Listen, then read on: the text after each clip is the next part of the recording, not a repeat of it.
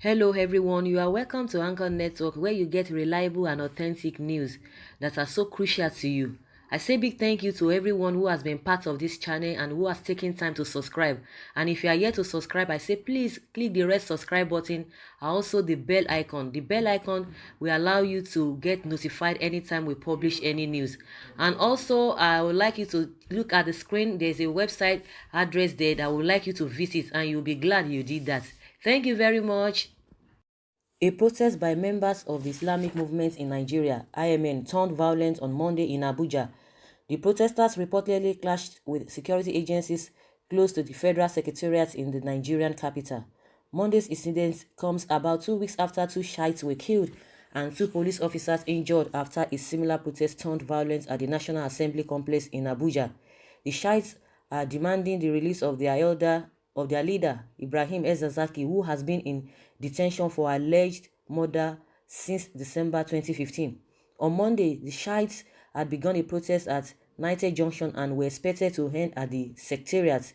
Witnesses told Premium Times that government vehicles, included those owned by the Emergency Management Agency, were burnt by the aggrieved protesters. Some other sources allege that the Shiites threw petrol bombs as part of the protest. But in an interview with Premium Times, a member of the Shiite group, Yahya Mohammed, said the Shiite members were only having a peaceful protest when military officers attacked them. Which clash? There was no clash between us and nobody. It was a peaceful protest until these security officers just came and started shooting and attacking us, Mr. Mohammed said.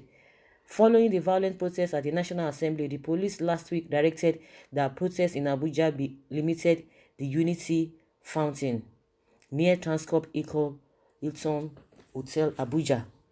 That directive appears not to have deterred the Shiites, who demand that Mr. Zakzaky and his wife Zina be released. The couple has been arrested since December 2015 when soldiers killed hundreds of Shiites in Kaduna State. I think this is what you get when people don't obey the law, when the government refuses to do the needful. I think that's what really happens. This thing has been on and on. The issue of them going to the Shiite members going to the National Assembly, a lot of things happened, and they said the Shiite did this and that, but they came and denied it, that nothing of such happened. Just like even the way they went to Lagos and they came back just yesterday again. These guys, they are really, really adamant on what they really want. They don't just want to back down.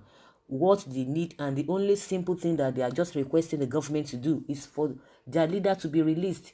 And I don't think there's any problem about that.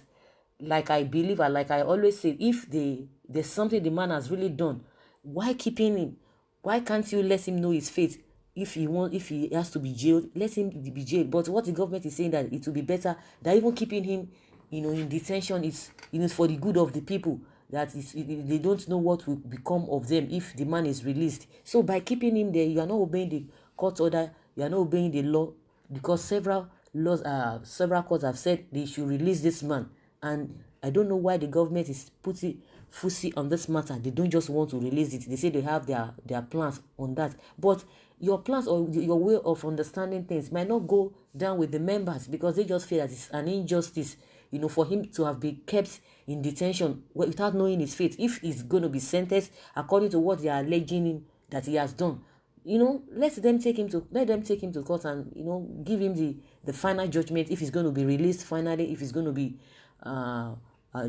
jailed for some years. At least we know that the time will be counting, not that it's just there. For how long is he going to be held down there? Nobody is saying maybe the government does not know what he's doing, or maybe they are trying to release him, or they're trying to keep him unjustly. But what we are saying is that follow the rule of law, follow the due process. If he has done something wrong, we are not in the position to say whether he's done something right or wrongly. What we are saying is that if really he's not done anything wrong, by his lawyer coming to defend him, let him be released. If the lawyer can prove beyond reasonable doubt that he has not done anything, fine. It is not left for the court to decide whether he's going to go free or not. If really he has done something wrong and the law has really caught up with him, let him go to jail.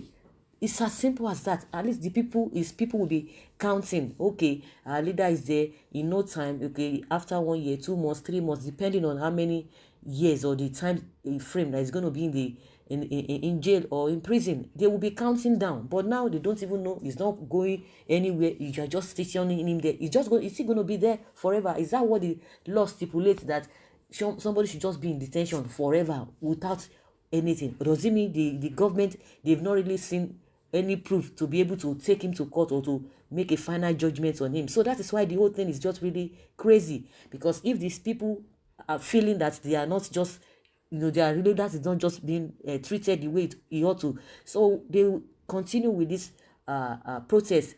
And these guys are not just like any other group, because these guys are really adamant, and they have said it that even if it involves that most of the child member will go in for it, they wouldn't mind until the right thing will be done. So guys, that is just my opinion, and a lot of people's lives have really gone for it, just like some of the police officers that that was really shot and all of that. So the police officer is somebody's from one family, and they've lost him just like that. And the government is putting the lives of these security people, security, the police officers and the army, putting their life at risk, because only God knows what happened, that that somebody had to pay with his life yesterday. So guys, I would like to hear from you by putting down your comments in the comment section, and let's hear your own take. Thank you very much. Bye.